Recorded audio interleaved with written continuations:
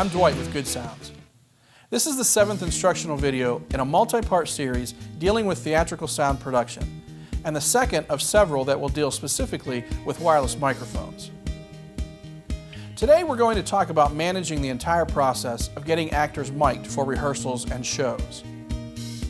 In our last video, we talked about getting the wireless microphones prepared for use, so if you haven't seen that video, you might want to check it out.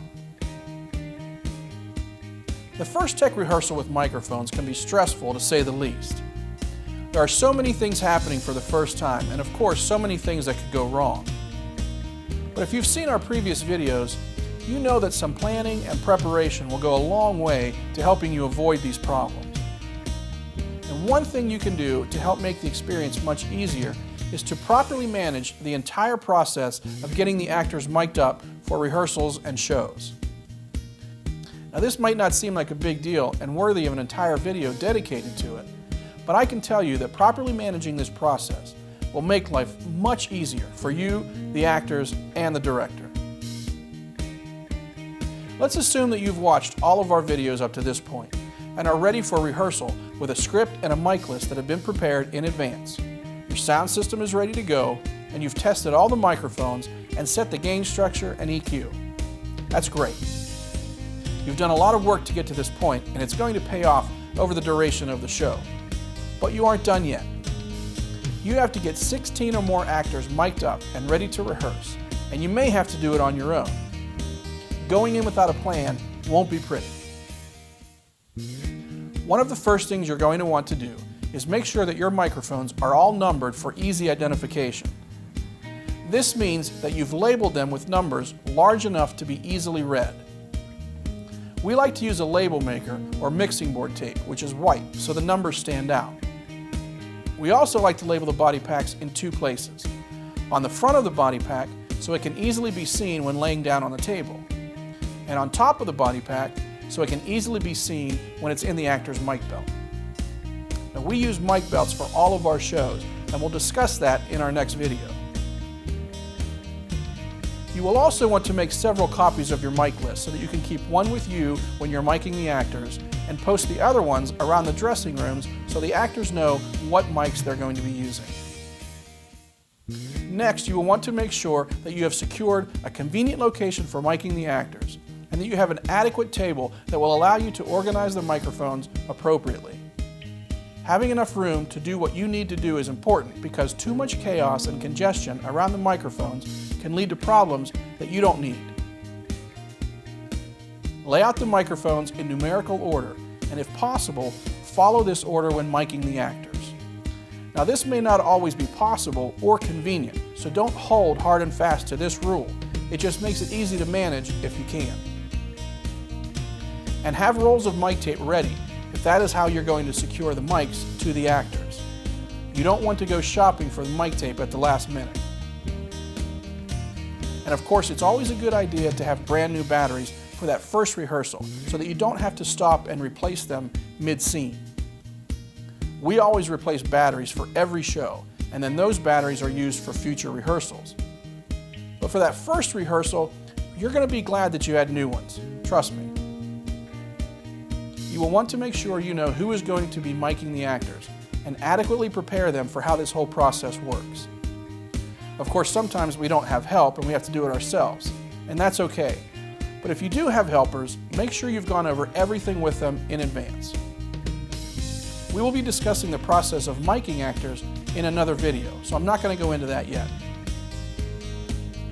And finally, you will want to set a schedule with the director that indicates when actors will be getting mic'd and sound checked. This is very important in helping the director to maintain their schedule.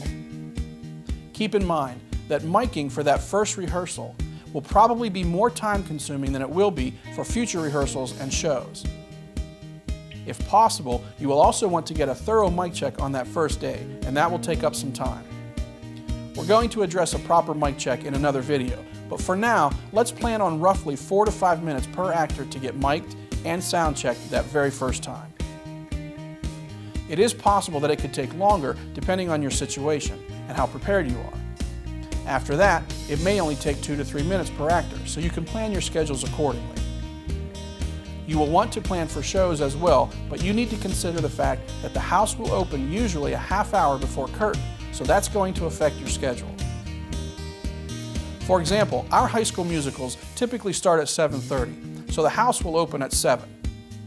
Obviously, we need to be done with sound check before 7 so the stage can be cleared, the curtain closed, and the patrons ushered in.